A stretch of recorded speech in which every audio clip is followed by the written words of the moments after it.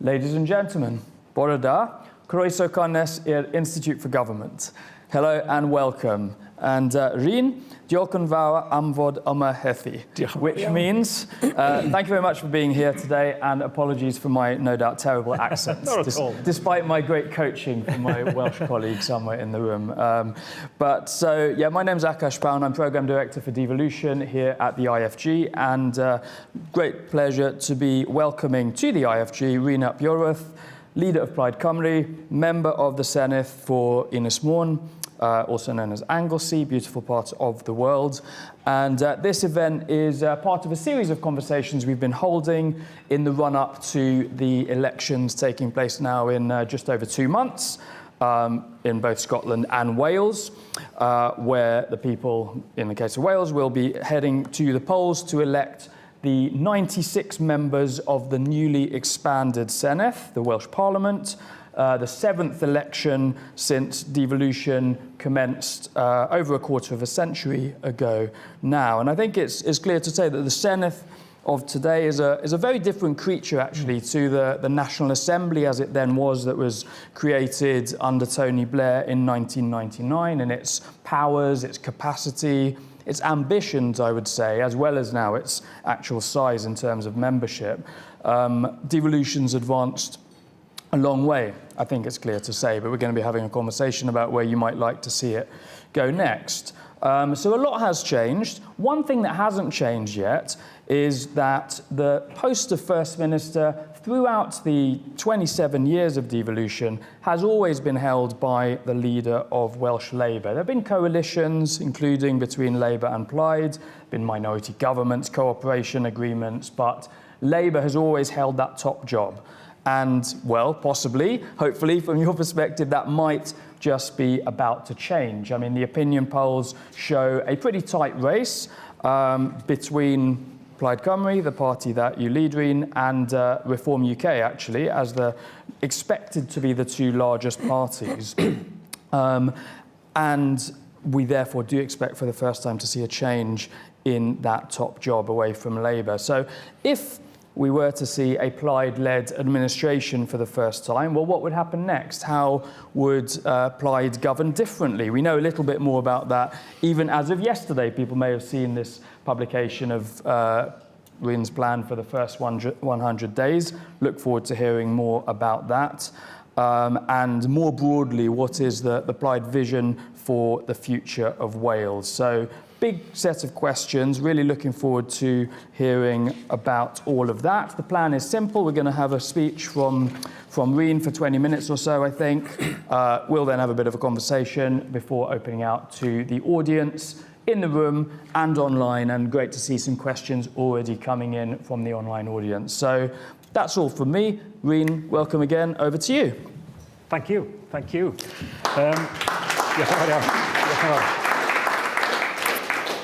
Felly, ie, pnawn da, a diolch yn fawr iawn I chi am croeso cynnes. Thank you for the invitation to speak with you today and for the warm welcome as we set about discussing the next chapter in Wales' story, a chapter where I think it's becoming pretty clear now that Wales expects, and there is an irresistible almost need for new leadership, which Plaid Cymru is offering in this election. But as we plan for our nation's future as internationalists, of course, we're acutely aware of what's happening in the world around us today and how that affects all of us. We woke up this morning to news of further escalations in the violence blighting the Middle East. It's possible to oppose Iran's brutal regime whilst at the same time condemning America's reckless actions, which are in breach of international law, and that is indeed Plaid Cymru's position. There's no democratic mandate for what we've seen over the past couple of days, no clear plan, crucially, for what happens next, and perhaps most importantly, no plan for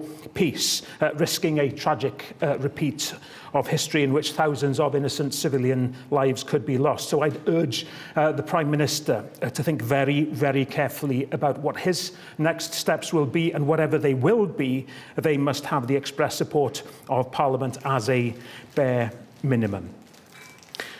So whilst it is very, very important that we do voice our opinion in Wales on that emerging situation in the Middle East, we also continue to focus very much on those issues closer to home, more directly under our control. And we're here today, some 66 days, if my maths are right, away from what's considered to be the most significant elections in the age of devolution in Wales, which will have real world impact on many people's lives. And whilst many of us have indeed reflected over the weekend on the kind of world we want, these elections will speak to the kind of politics we want at home.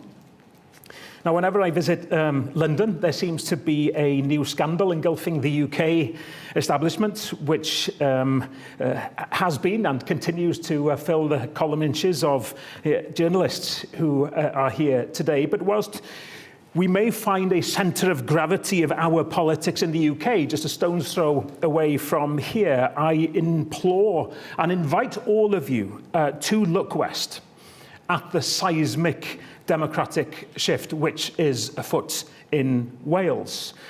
The land of song, as we've heard, has been singing the same electoral tune, not just for the 27 years of devolution, but for 100 years and more. It's Labour on repeat. But the promise of change does lie ahead now. And as I said in my conference speech at the weekend, that need for change does now feel irresistible. It's very different to inevitable, and we're certainly taking nothing for granted. But every recent YouGov poll, and they're the ones who've called it closest in recent years, has Labour on historically low support now, with Plaid Cymru in the lead and Reform close behind. And for the first time ever, the prospect of a non-Labour First Minister leading a non-Labour government is very, very real. So today I'll try to set out some of the challenges and opportunities we have as I and my colleagues in my Plaid Cymru team see them on the cusp of what could be the biggest period of change in the history of devolution. And the background to all of this, Wales is the home of many contradictions.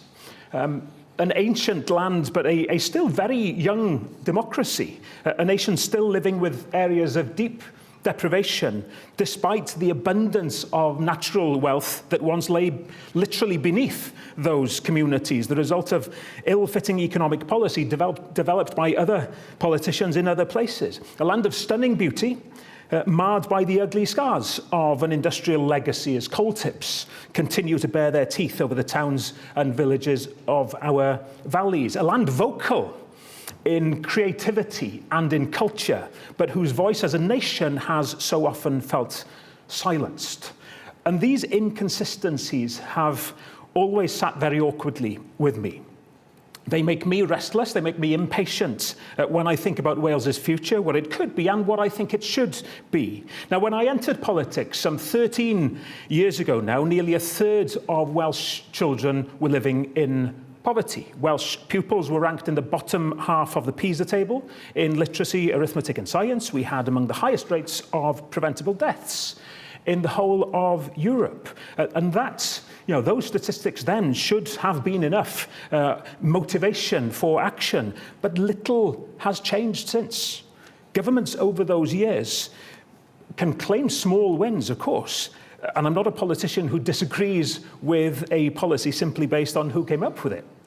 Of course, I'm proud of the organ donation law, of Wales's world-leading recycling rates, of the stance taken by the Senedd on issues ranging from the climate crisis to Gaza. And I'm proud of the leadership shown by my party on some of those issues, leading to collective action.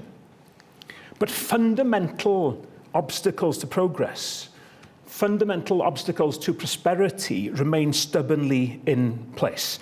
So I want to call time on thinking small when it comes to Wales. And I should explain that that's something of a controversial statement in Wales, especially saying it on so close to March the 1st. Gwnewch y pethau bychain, do the small things, is the motto and most often quoted words of our patron saint, Dewi Sant, or St David, who we celebrated St David's Day yesterday. And of course, there's real importance to that principle. Always think of the small things that can make a difference. Look after the pennies and the pounds will look after themselves, if you like. But the scale of the challenge that we face on many fronts means we have to somehow set a higher level of ambition, take action on a greater scale. And I want to lead a government that demonstrates greater ambition for Wales than any which has gone before it. It means being innovative in a way we approach the work of government itself in Wales, but it's a vision that also inevitably involves a fundamental realignment of the relationship between the Welsh government and UK government. And in fact, a reassessment, I think, of how the relationship works between all constituent parts of these islands.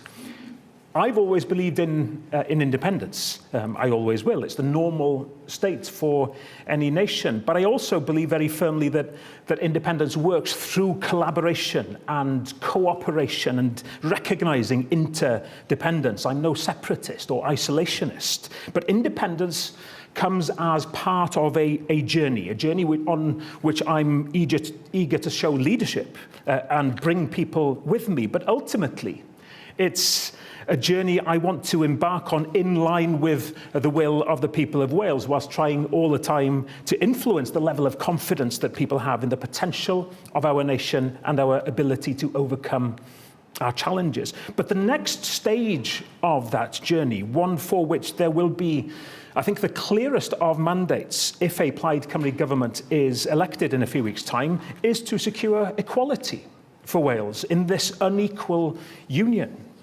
The Conservatives and increasingly Labour, I fear, try to paint the issues of fair funding or parity of powers with Scotland as somewhat dry academic topics, the preserve of political anoraks, and dare I say it, of people like many of you in this room today who are interested in good governments or holding good governments to account.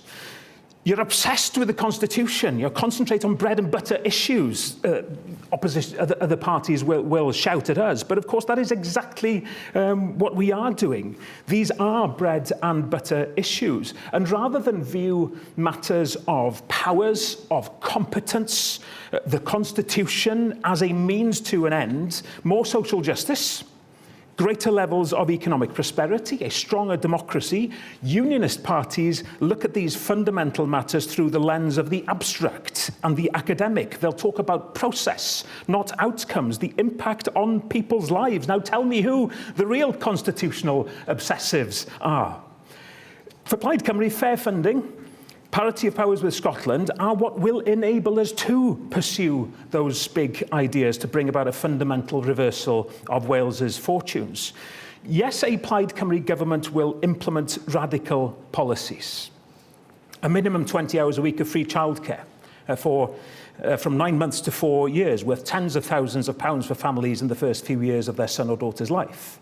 A direct child payment introduced in pilot form initially, pioneered by the Scottish government and hailed by policy experts as transformational in tackling poverty. A new national development agency to support Welsh businesses, to boost economic growth, create jobs, seize investment opportunities at home and abroad. But we're under no illusion that we would be putting this programme forward, doing this within the limitations imposed by a fundamentally unbalanced union. Wales is constrained by a constitutional reality that others seem to be in denial about. For Labour, especially Labour MPs, I think, at Westminster, they see the 1997 referendum, and perhaps with a few corrections since, as job done. The boil was lanced, as Tony Blair later boasted. Devolution as an event, rather than a process. And they've told themselves so many times that they are the party of devolution, they've started to believe it. I followed with interest the First Minister of Wales's comments from this very stage just a few weeks ago. She set out her stall with admirable aspiration, though somewhat belatedly, but the reality of where her party stands on these issues is pretty plain to see. There are a number of problematic issues for Labour here.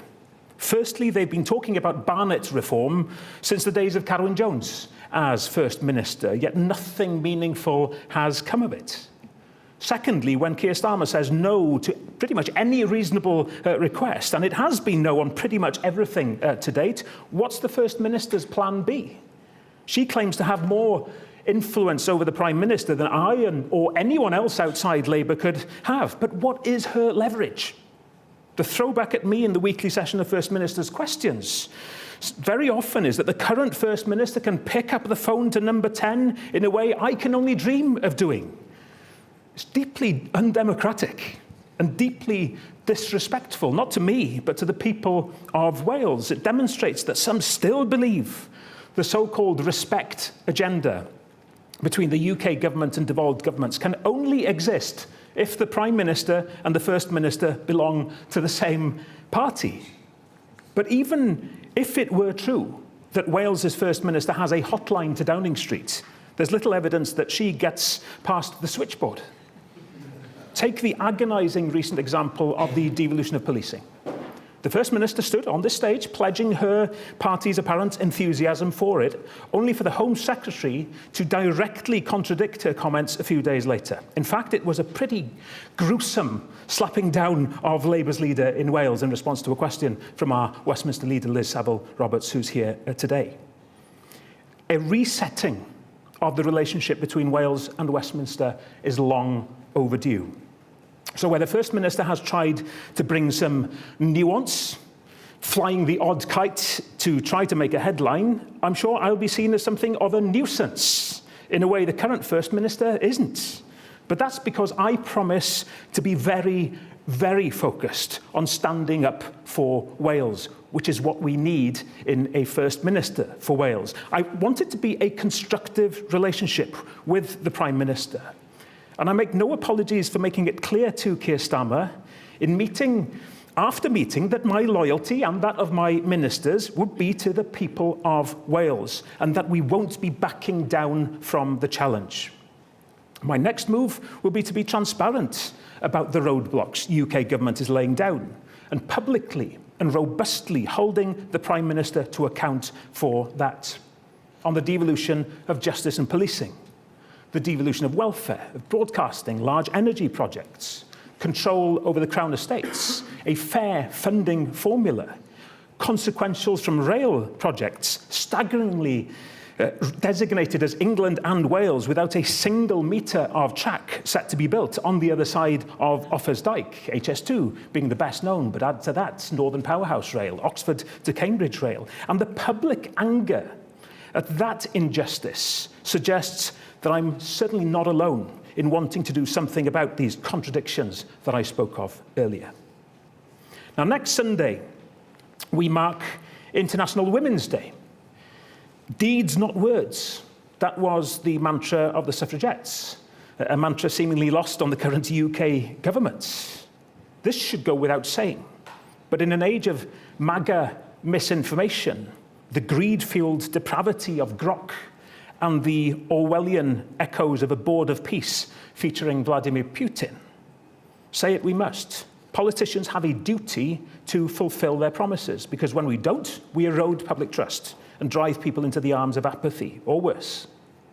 Since 1999, voter turnout in Wales in Assembly or Senedd elections has never hit the 50% mark, peaking at 47% in 2021. For every voter, there is a non-voter. Think about that for a minute.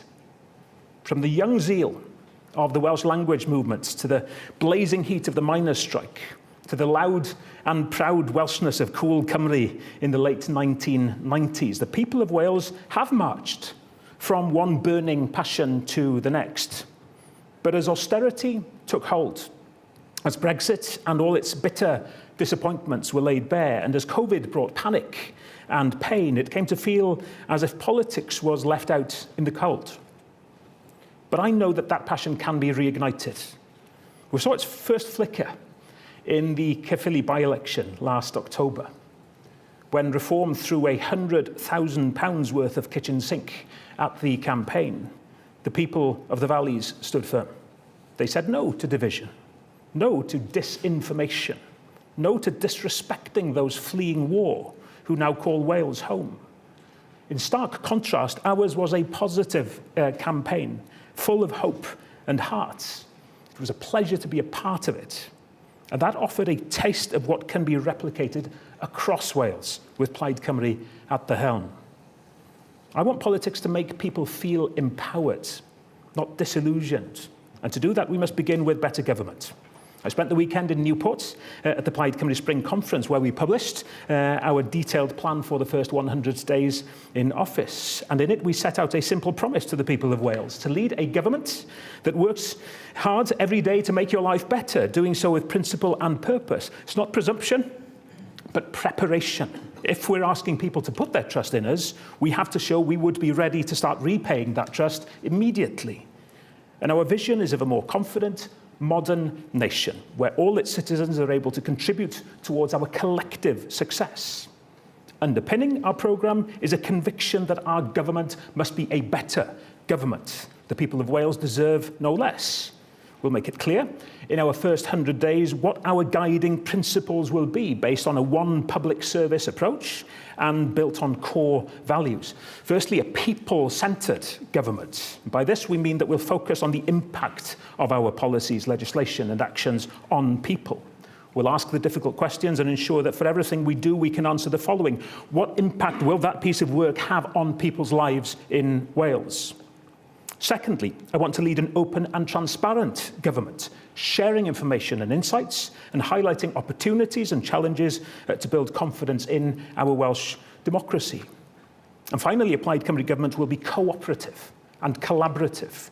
This is a point I made time and time again at the weekend. We'll seek to bring people together within government and outside it, across politics more widely and across civic society in Wales. Our government will seek to ensure that these values of cooperation and collaboration are reflected in our work right across the Welsh public sector and beyond. So what would all of this look like in our first 100 days in office in terms of tangible actions?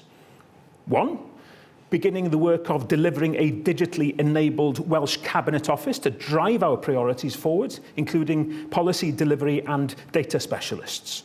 Two, appointing a dedicated minister working alongside a core team of ministers to ensure progress on our key priorities and to report on a regular basis to Cabinet. Three, agreeing a set of measurable outcomes and progress milestones widely shared, where we can measure the success or not of our initiatives in changing people's lives for the better. And four, establishing an enhanced training and development programme across the Welsh public sector to develop skills and foster a unity of purpose and vision while developing a national school of government. We want Wales to become known for its innovation and effectiveness in public service delivery, in changing people's lives for the better. New leadership for Wales mustn't just be a campaign slogan. It must also be seen through the lens of wider possibilities, unburdened by a loyalty to Westminster which has held Wales back for too long. In recent months, Eluned Morgan has adopted the language of the Senedd arch right-winger Tory Andrew R.T. Davies in labelling those who seek a more ambitious future for our country as separatists. You have to spit it to say it properly. They may not be obvious bedfellows, but their burgeoning alliance reflects a pincer movement by the old guard. We're seeing the forces of the establishment parties coming together to try to protect the status quo in a vain attempt to paint the new political movement in Wales as somehow insular. It's they who want to shut down our potential, want to enclose Wales in a claustrophobic dependency culture, and it's us who dare to dream big for our nation. Those possibilities lie in what could come after May's election. A realisation that through a Plaid Cymru government in Wales, an SNP government in Scotland, and Sinn Féin sharing power in the north of Ireland, we can send the clearest and loudest message yet to Westminster together. Keir Starmer is determined to hoard power in Westminster's hallowed halls. Farage, that's something different again, a backwards, nostalgia-driven mission based on powering a cult of personality more than anything. We want to empower people by giving them more say over their future on a national level in Wales. So as the UK fragments, we must focus on fostering cooperation based on shared values, mutual respect, and principled collaboration. The old union as it was is finished. So let us replace it with new alliances underpinned by radical pragmatism, partnership, and principle. A Celtic bloc, for example, can be a force for good for all who live within it. And together we can present a united front on defending devolution and making the case for constitutional reform. Taking joint action on child poverty, working together on industrial strategies, collaborating on energy transition, cultural issues, on how to tailor migration systems, speak with one voice on international issues. And yes, this means closer alignment with Europe in the wake of the devastating impact of Brexit on the Welsh economy. Now, I'll end with this. At the end of January, the media ran a series of anonymous quotes from Labour MPs commenting on devolution. One, I think we can guess who it was, told the BBC that the devolution of policing would not be happening, especially, and I quote, as we don't know who's in charge after May. Just to spell it out, here was a Labour MP saying it doesn't matter if devolving policing is the right thing to do for Wales. If they're not running it, they're not interested. Just one sentence, but giving a wealth of insight into Labour's priority, holding on to power. Now, perhaps had they invested more time and energy into preparing to govern, rather than just planning for electoral victory at the last general election, the public wouldn't be feeling such despondence and disappointment right now. Well, I'm determined that this mustn't be the story in Wales. With an ambitious vision, which inspires hope, a commitment to reforming government for the better, and enthusiasm for cooperation and collaboration when others promote isolation or polarisation, Plaid Cymru represents real change. I'm excited by the possibilities which lie ahead for Wales, and by what can be achieved through bold government, unafraid of pursuing those big ideas in the name of fairness and ambition for all. Diolch yn fawr iawn i chi. Thank you.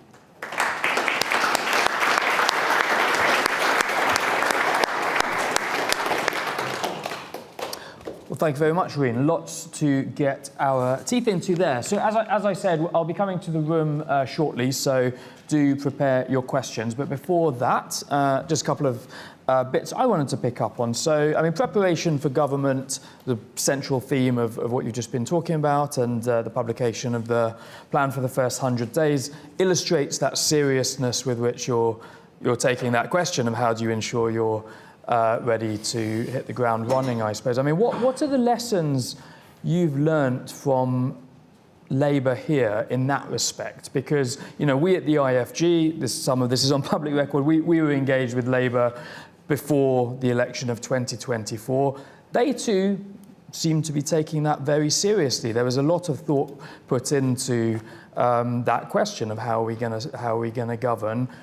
Hasn't gone quite to plan. I mean, what are the lessons you've drawn from that, and what are the mistakes you're therefore conscious of the need to avoid? And it's a balance, isn't it? Because you have to put the work into winning an election, otherwise you don't have an opportunity to make the necessary changes. But my sense is, and you could probably look at other examples too, even Trump in America perhaps, you know, when it's all about winning the election. What goes wrong when people aren't sure what to expect then, and a vision isn't given to people of what that new changed government would look like, and they don't know what to do when they hit the ground running. We're fully aware that there are things that we are that we don't have the detail of, and we won't until we come into government, because that is the reality. But we are determined that there is more that needs to be done than was done by the incoming Keir Starmer government. We've tried to put that together in this document, which is a very useful guide to us as a party to prepare to hit the ground running, but also gives the public the tools with which to hold us to account after coming into government. And I think that perhaps is where Labour fell short too. A vague set of values and promises didn't engage the public in the way Labour would have wanted, which is why they had a suppressed vote, even though they had an overwhelming victory in terms of seats. And therefore, there was a disillusioned public even before that government had been formed. We think spelling things out in a clear way, what we will do when and what we expect to be challenged on, is useful for us and the public that we're asking to back us. Yeah, no, it's a very interesting document, and obviously this is specifically focused on the first 100 days, a lot of stuff in there about how you will govern, as well as some specific policy commitments as well. There'll obviously be a manifesto coming down the track too, which will presumably build upon this. So we'll look forward to seeing this. I mean, in terms of that, you mentioned just now, you're aware there's some things you don't yet know, and you won't until you get into power, if that's what happens. You have been having, I think, for a few months now, access talks with the civil service, which is what happens before elections at the devolved level, as at Westminster, between officials and opposition parties. I mean, how useful have those been? I know you're not able to tell us all the details of the conversations, but what are the kind of things you've learnt from that process of engagement with the administration in Cardiff? And you're quite right, of course, there's very little I can or should say about the content of the discussions, but I think it's very important that people understand that they are very, very useful discussions. It's an important part of the democratic process. When it works well, we had asked for them to start as early as possible, and we were told by Welsh Government that they weren't eager for us to begin too early, but we were able to start engagement, and it works two ways. We're able to say what our plans are and describe what those plans are in a sometimes more detailed way than you would ever get in a manifesto or even in a 100-day plan. And it's not a matter of the civil servants giving us feedback and say, maybe you do this differently. That's not how Access Talks works. They're not allowed to do that. Exactly. It's factual both ways, but I think it works well in terms of, should we be in this position, the civil service will be better armed with understanding of what our priorities are and how we want to work, and there are limits, as to the information we can get back, but it's all useful in terms of again being ready to hit the ground running as much as possible. Yeah, absolutely. And I mean, in terms of a couple of the specific things that you have committed to, that I'm sure that the civil service will be thinking about how they put it into practice. I mean, one big idea is around better integration, you referred to it in your speech, of course, just now, between the civil service and the public sector across Wales at large, the idea of one Welsh public service, which I've heard that idea mentioned before. I think some previous Labour First Ministers have used similar language. I mean, what is it concretely that you think could be achieved, and what problems is that idea designed to solve? You're right that this isn't something that we're putting on the table for the first time ever, but it is something that we are aware has been talked about, and without the necessary action being taken to put it into action. I was talking to people at our conference over the weekend, people who are leaders within the delivery of public services in Wales, who have been engaged in various levels of discussion years ago about bringing together the public service with a common goal, working collaboratively across the whole of the public service, but it's never come to anything. And that's what we can't afford to see happening again. So in particular, this ministerial role that I have announced I will put in place to lead on how government works effectively. It's not a delivery minister, it's more than that. It's breaking down the silos. It's bringing all of the public sector together in that one Wales public service way. And going from that talking to actually doing, which unfortunately the stagnation of having one party in power for so long has meant we've never been able to cross the line on. I think it's a fundamentally different approach. Okay, very interesting. I know another big plan you have is to create a new National Development Agency. You referred to it. And that's obviously going to be a central objective to drive growth, to bring in greater investment, to promote trade, to support business. I'm interested in why you think that's the right model for that body, given that those who've been following Welsh politics for a while, like including me, will remember that in a way that's going to reverse a change made, I think, under Rhodri Morgan, yes, part of the bonfire of the Quangos, when the old Welsh Development Agency was brought into the government itself to build up the capacity, in a sense, of the Welsh government. So I'm just interested in why you're going the opposite way, going to set this up as an arm's length body. What's the advantages? It was scrapped as part of the bonfire of the Quangos in, I think it was 2003 that it went. And this had been a long-standing objective of Rhodri Morgan's from pre-devolution days. Yeah, he didn't like the fact, neither would I have, that we had these unelected bodies who had a significant amount of power, but that weren't able to be held to account. And when he became First Minister, he acted on that sort of long-held view. But of course, the advent of devolution itself had given you that accountability. No longer were Quangos unaccountable. They were now accountable to Welsh Government, and through Welsh Government to the Welsh Parliament. And I absolutely agree that there were lots of things with the WDA that we would not want to replicate. This isn't bringing back the old WDA. It was too heavily focused on foreign direct investment and not enough on supporting Welsh business that we want to make sure this new body does. It had become bloated and wasteful.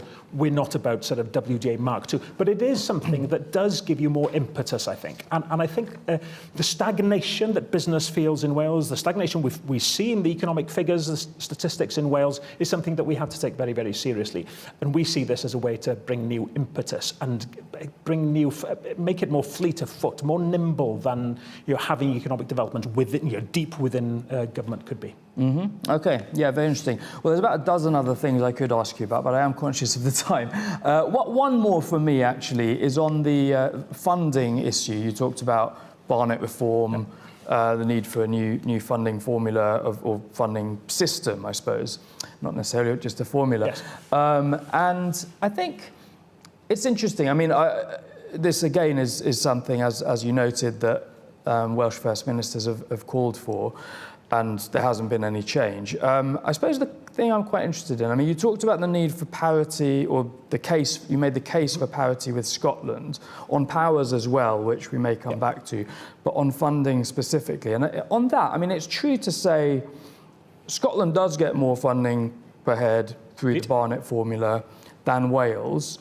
On the other hand, Wales does better, I think it's fair to say, than many parts of England. There's regions of England that I think would make a pretty solid case that they are underfunded in terms of spending on public services, investment in infrastructure, and so on as well.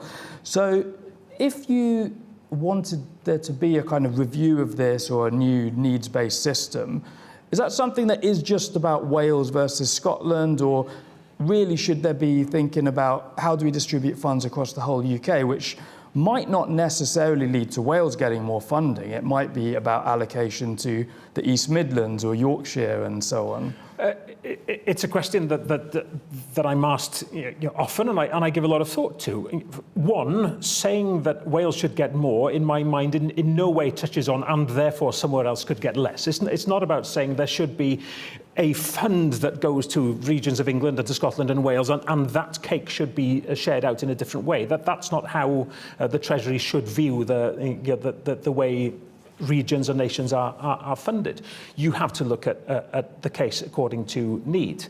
And we will make the case for Wales. Sometimes people will lump us in with Scotland. Well, if you get more, they'll have to get less. Well, I'm not interested in less money for Scotland. I'm making sure that Wales is recognised properly. But the point you made is a very, very important one, that this isn't just about a funding formula. There was a time when we were talking about reform of the Barnett formula, and that was it. Give us a needs-based formula and that will be fine. There have actually been some changes in recent years that suggest maybe a needs-based formula wouldn't lead to such an uplift for Wales. I still believe it would. The evidence that I see still suggests there would be an uplift, but perhaps it wouldn't be as much as it would have been some years ago. Yeah. But it's not just about that. Rail funding. The fact that we are losing out on billions of pounds over many decades and that they're not even giving us our fair share now, let alone starting to make up for the billions that we have been lost. That are sort of non-Barnetised pots of funding, which are significant and that Wales is losing out on. And that's what we need to resolve. And even on policing now, over £100 million is having to be made available by Welsh governments towards policing in Wales, even though policing isn't devolved. Now, again, I put that in the bracket of there's something wrong in funding here if a Welsh government has to be making up for money that isn't forthcoming for something that's devolved. Yeah. OK, thank you. Great. So good time now to come to the audience. I promised first question to Shelley from BBC Wales. Mention of Barnett formula, and I see David Phillips has stuck his hand up, so we'll take a question from him and one more in a sec as well from the back. Yes. Okay, good afternoon, Shelley Phelps from BBC Wales. All eyes are on the Middle East today, so I want to start with that. Do you support the UK government's decision to allow the US to use its military bases to strike Iranian missile sites? The UK government has argued that this is defensive action about protecting British interests and British civilians abroad. Do you want to take that one just on its own, and then we'll take three that are maybe more linked to what you're speaking about? As I commented earlier, we believe the action taken by President Trump runs contrary to international law, and I'm very worried about where this goes. I made clear, and I make clear again, that I believe the UK Prime Minister should not allow any involvement of Britain in the actions in the Middle East without, at the very, very least, the support of Parliament. He has not sought that, and now Britain is involved in the actions through allowing the use of British bases. I think people today will be extremely worried about those actions, and I make that call again on the British Prime Minister that he should be seeking the support or the permission of the UK Parliament before taking action. The current situation is fraught with dangers, and these are illegal actions taken again by the United States. And I say that as somebody who, of course, condemns the barbaric leadership of Iran too. They are not mutually exclusive. OK, thanks. Yeah, so we'll take a group of three now. So I promised David, and then, OK, gentleman at the back. And, yeah, well, I think I saw two at the back then after you. Yeah. Great. So yes, David Phillips, IFS. So my question is about funding as well. So looking at the first 100-day document, there's kind of like, I think, three kind of things where kind of increases in funding are sort of mentioned. One is a kind of childcare offer, which could be potentially quite substantial. There's a potential Welsh child payment, which initially is quite, kind of a small trial, but then potentially, again, quite large. And also potential increases in funding for culture, sport, and so on. Now, a new report coming out next week, which will show just how tough the outlook is in the kind of coming Senedd term. I think it's even tougher than people realise at the moment.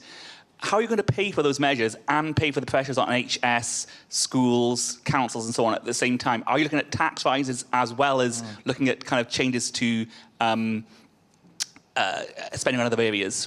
Thanks. Good question. OK, so, yeah, two at the back, please. Thank you. Hi there, my name's James Reeves from the 4-Day Week Foundation. Been really great to read Making Wales Work, the economic plan for Wales. I think it's a fantastic plan and really great to see public ownership as a key element of that. What do you think greater ownership over people's sense of time could unlock for Welsh people? OK, interesting. And, yeah. Thank you. Timothy Stafford from the Australian High Commission. You briefly mentioned attracting more international investment, and I just wondered if you could say a bit more about what a Plaid government would seek to do as it attracts international capital. OK, over to you. David, yes, it's clear that the funding situation is pretty dire. It has been very, very serious for some time.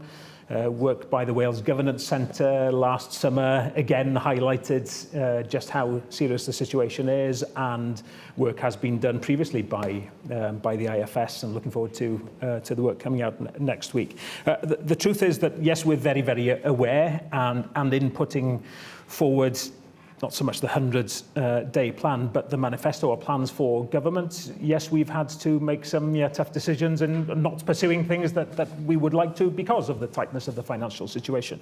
What an incoming government, of course, does is, because we're not doing this in order to just carry on doing what Labour have been doing.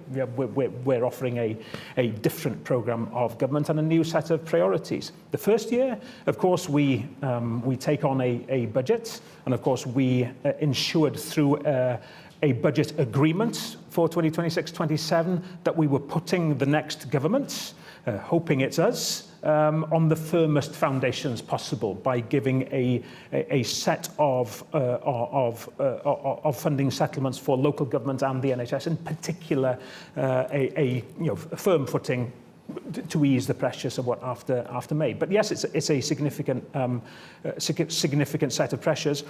On the childcare offer, that is not where the big pressure is in year one. The big pressure is on the NHS, actually. The amount of funding for the first year on the childcare offer would be somewhere in the region of £40 million because of the need to develop the workforce, and it'll be a ramping up inevitably in that first year. It's the NHS that has the bulk of the pressure, and we have again put a set of measures in place on dealing with waiting times, introducing the surgical hubs and so on, which we feel is affordable within the current envelope in that first year. Building then into years 2, 3, 4, again, projections made by the AFS and others are useful to us in trying to gauge what we will or won't be able to afford. And we are confident that building up to 400 million in year 4 on the childcare, for example, is doable, especially when you consider some of the bad decisions that have been made by Welsh Government that we can reprioritise in years 2, 3 and 4. We refer quite often to the £7 billion that Welsh Government says it has spent on anti-poverty measures, giving us very, very few positive outcomes. A third of Welsh children are still living in poverty, so there have been bad decisions that we want to put right, and that can help us with the payment of the childcare, for example, by reprioritising. But we're very, very aware of the tightness of the situation, and a lot of our work has gone into making sure that this is deliverable. Secondly, on people's sense of ownership of time. We're talking about principles here that we can sign up to in principle on universal basic income or 4-day weeks. They're principles that there needs to be an awful lot more explaining to politicians, let alone the public, on what they are, how they work in practical terms, and what the benefits would be. I'd love to engage with you on looking at how those issues can be brought into the mainstream of political thinking.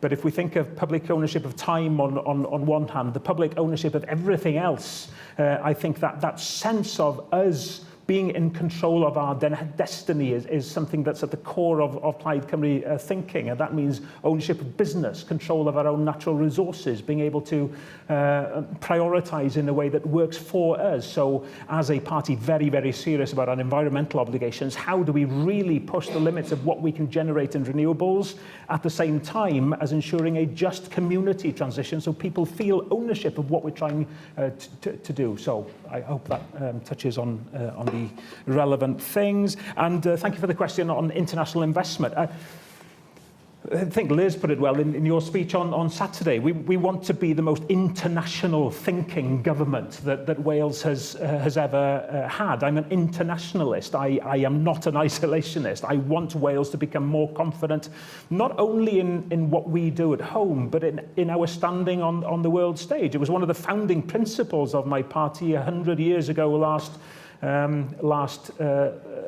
year, when the founding fathers and mothers of Plaid Cymru said we need Wales to be confident and take our place on the world stage with international partners. Well, that absolutely means being very proactive in how we build those international links, both in attracting investment and in creating opportunities for export. And it will be one of the areas that the new Development Agency for Wales will be tasked with being responsible for. Mm.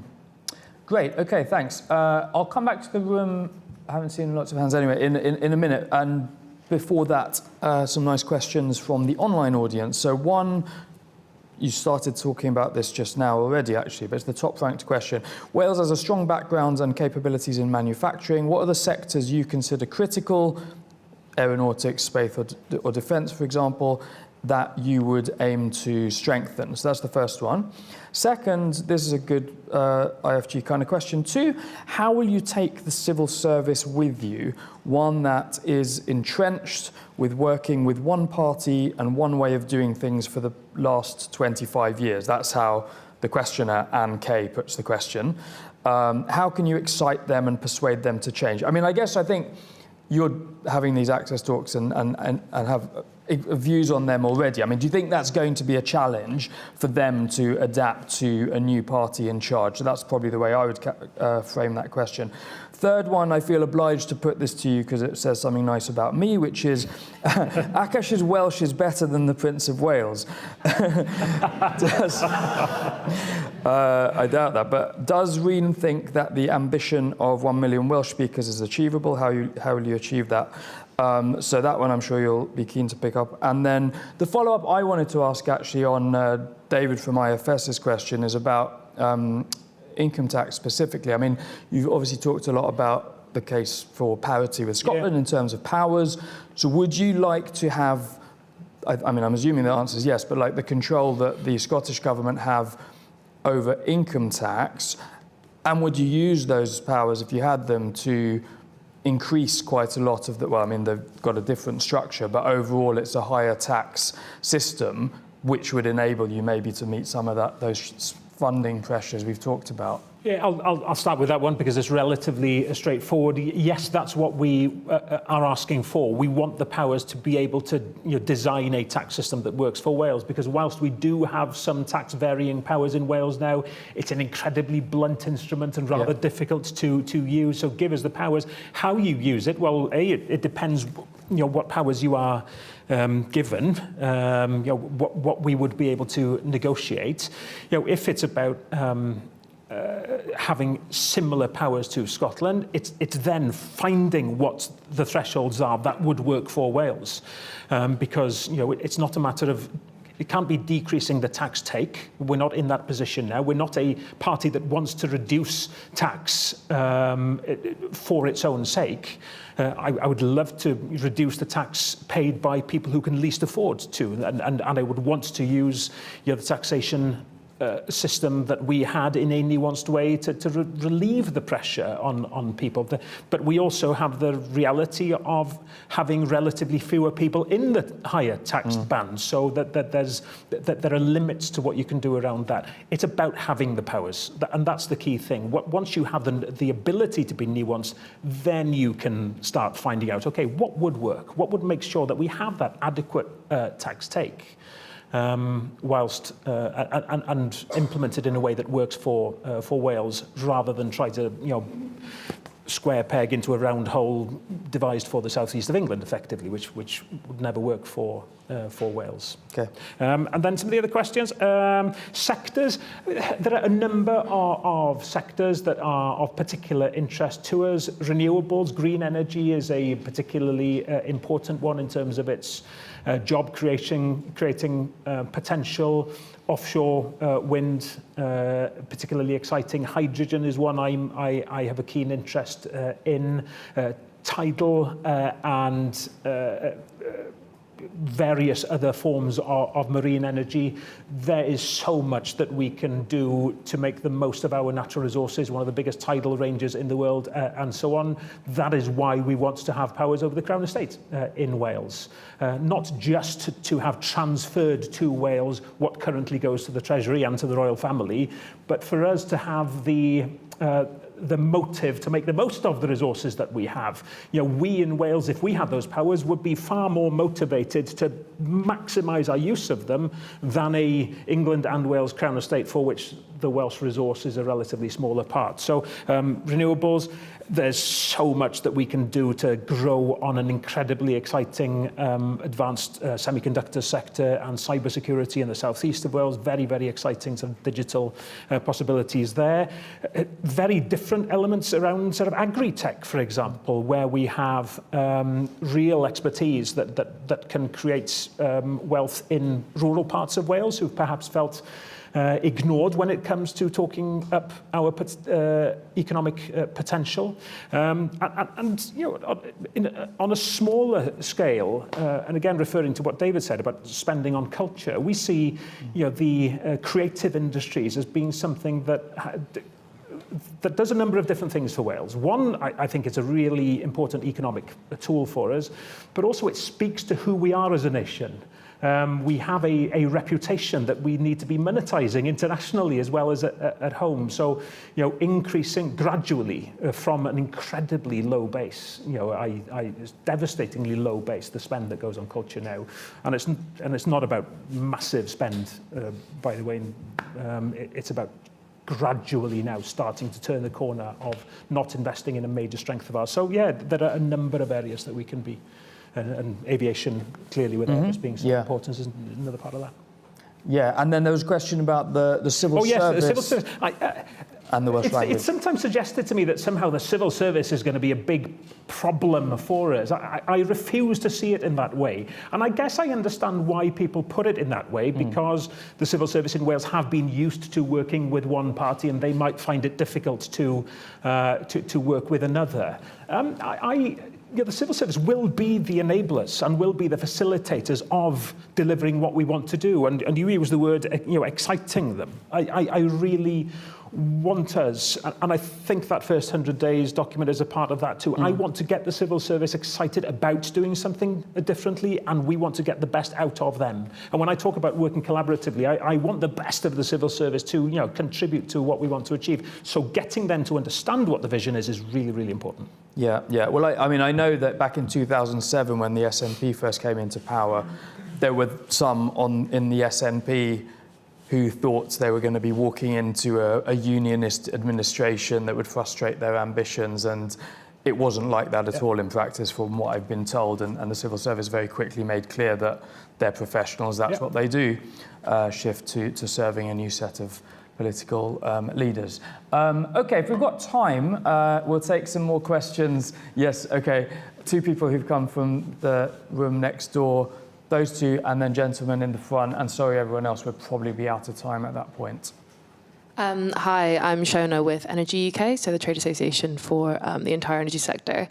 With lots of our members operating in Wales, there's around, I think, £48 billion in renewables alone that could be unlocked in private investment in Wales specifically, but currently facing significant blockers in the sense of planning issues, and specifically in Wales, huge challenges around grid and grid infrastructure. I guess my question to you would be, where would you sort of advance things on the planning front in terms of increasing planners and so on? And also, where do you stand on the current government's position on a preference for undergrounding pylons? Okay. Current Welsh or UK government? Sorry? The current Welsh government. Yeah, thanks. Okay. Yep. So. Hi, Hayley Jones from Nation Cymru. I'm a journalist. I'm from North Wales. Reform is polling really well in North East Wales, in the area where I'm from. And I'm just wondering, why isn't Plaid doing better in that area? Okay. And then, finally, gentleman in the front, please. Madog Batcup, London branch of Plaid Cymru. And Rhun, you mentioned gwneud y bethau bychain, and the contrast between Great Britain and Little Britain. And in the question of Little Britain, it was all the computer says no. And as far as the Treasury is concerned, it's always the Treasury says no. I'd struggle to understand why the relationship between Cymru on the one hand and London on the other is not an abusive relationship. It's manipulative, it's controlling, it's always one-sided. And to what extent would it be in your mind to look at, together, possibly with the SNP and others, a completely different framework for negotiating with the Treasury, because clearly it's very difficult to create budgets when the Treasury creates a pot of money for England and then at the last moment tells Wales what its Barnett consequential is going to be. Is there a frame in terms of your discussions, were you to become First Minister, for looking at a very different relationship of negotiations, which would have then encompassed the questions that you were asking about the Barnett formula on a much broader process of discussions between the devolved nations and perhaps other parts of the UK? Yeah, very interesting. Okay, so yeah, final answers from you. Ian? So yeah, on renewables, as I said earlier, in naming renewables as one of the first I mentioned in terms of a growth sector in Wales, we want to make the most of our potential. I also talk about that just community transition, and I think that the lack of transparency and what people can expect as we develop renewables in years to come is a big part of the nervousness about how much it might affect their communities. We have said that we will begin straight away on a new energy strategy for Wales, and that's not just about extracting as much as possible and creating as many jobs as possible. It's about telling people what that means for them, and I believe we can be innovative and do both. There are plans in my constituency for 3,000 acres of solar on good agricultural land. I think that's wrong, and I don't think that's what's right for us. Do I think we can do 3,000 acres of solar on Anglesey? I think we could, and I think we could do it in a way that actually works with our communities, where it's more of a ground up rather than extractive means of generating renewable energy. So we're pro-energy, we're pro-renewables, we're a pro-environment party, but we also want to protect our communities, and I think we can do both. On pylons, on undergrounding, I think there should be a presumption that that's where you begin, and it's something that's a principle in other countries too. There are places where it's not going to be possible, especially with the very highest voltage, perhaps.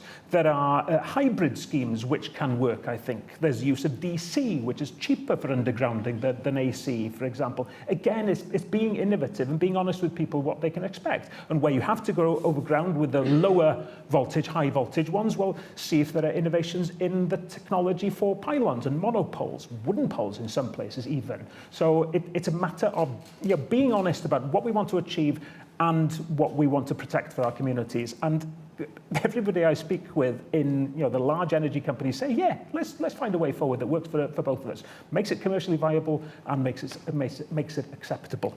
Hello, welcome from the north of Wales. I was looking at figures recently showing that Plaid Cymru was in the lead in all the regions of Wales, but I think what's important to recognise is that Reform are polling better than I would like them to in every part of Wales, and it's really important that people understand that there is a very real and present threat from the growth of the populist right in Wales. The North East in particular is an area where we have great strength in our councillors. We have brilliant councillors in Wrexham and the area who are standing up for their communities, and all our work in the next 9 weeks and 3 days is all about, yes, selling that national message, but always doing what Plaid Cymru has done and focusing on the fact that we are community-based parties that look after our communities, and that's what we'll be doing in the north-east of Wales, like everywhere else. Wrexham is so different from Ireland and East side. I was just talking to my parents and they were saying that, I think a lot of people from my town don't even know anything about Plaid Cymru. And that's not to say that they're stupid in any way. No. They know that's gone out counting, and they just don't. My mum said, who should I vote for last night? Yeah. So how are you going to connect with people? I know it's a really difficult task, and I don't envy you at all. It's a fascinating election to be a part of, in that every single part of Wales genuinely does count. We're a party where literally as a fundamental principle, being relevant to all parts of Wales, as the one party that is Wales-based in this election, that's really important for us to be seen to be representing everywhere. And in this election, of course, nowhere is more important than anywhere else in terms of where we get our votes from. Getting a second Senedd member in that area is just as important as trying to get a fourth one in that area. Or, Alun and Deeside, and areas like it, our task is to make ourselves feel relevant, is to get people out on the street, is to make ourselves heard on social media and so on, and to feel relevant to the people of Alun and Deeside. And, our success, that is what is measured in that election on May the 7th. And the third question was from Madog. I think I have put this in some context already. I fundamentally think there needs to be a reset of the relationship between Wales and the UK government and the Treasury. And I mentioned the fact that we can collectively, as Celtic nations, make that case together. If Labour are given a walloping in this election, as some polls suggest they might, they have a choice. They have two things they can do. They can decide, well, there we are, then we'll just give up on Wales and not do anything that might give a suggestion that we care about Wales. Or they can start thinking, OK, it hasn't worked so far. What could we do through the way we fund, through the way we build funding models that show Wales that the UK government is relevant to them? I will help UK government if I am the First Minister for Wales to find better ways of providing for Wales what is right.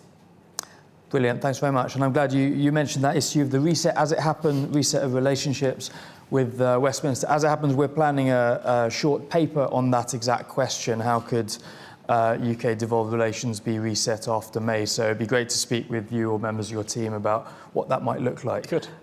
So that's all from this event. Thank you all for joining us here in the room, online, and of course, many thanks to you, Rhun, for taking the time to be with us today. Thank you very much. Thank you.